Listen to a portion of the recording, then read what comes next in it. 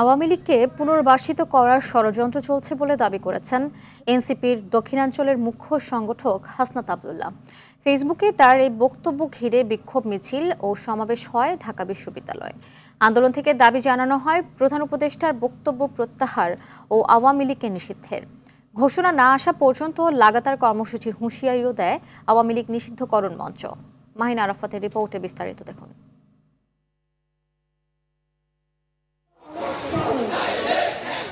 জাতীয় নাগরিক পার্টির দক্ষিণাঞ্চলের মুখ্য সংগঠক হাসনাত আব্দুল্লাহ তার ভেরিফাইড ফেসবুক পোস্টে লেখেন, ভারতের পরিকল্পনায় আওয়ামী লীগকে পুনর্বাসিত করার ষড়যন্ত্র চলছে।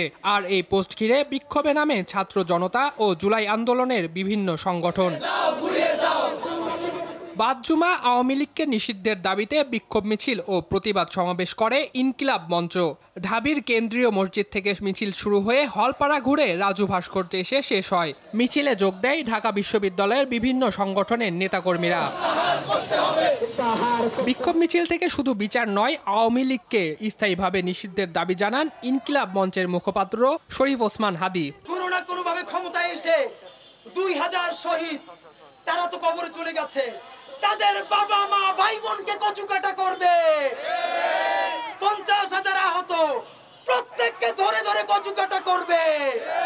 সুতরাং আহতদেরকে বাঁচাতে, শহীদদের পরিবার বাঁচাতে, জুলাই যোদ্ধাদেরকে বাঁচাতে, রক্ত থাকতে আওয়ামী লীগ পুনর্বাসন করতে দিব না। ক্ষমতার লোভে আওয়ামী লীগকে পুনর্বাসিত করতে চাইলে পুনরায় রাজপথে নামার হুঁশিয়ারি দেন শিক্ষার্থীরা। পাশাপাশি আওয়ামী লীগ নিষিদ্ধ ইস্যুতে প্রধান উপদেষ্টার বক্তব্য প্রত্যাহার চান তারা। একই দাবিতে বিক্ষোভ মিছিল করে কেরানীগঞ্জের বৈষম্য বিরোধী ছাত্র আন্দোলনের নেতাকর্মীরা। বিক্ষোভ সমাবেশ থেকে আওয়ামী লীগ নিষিদ্ধকরণ মঞ্চের ঘোষণা দেয় শিক্ষার্থীরা। দাবি আদায় না হওয়া পর্যন্ত লাগাতার কর্মসূচির ঘোষণাও দেয় তারা। মাহিন আরাফাত, RTV, ঢাকা।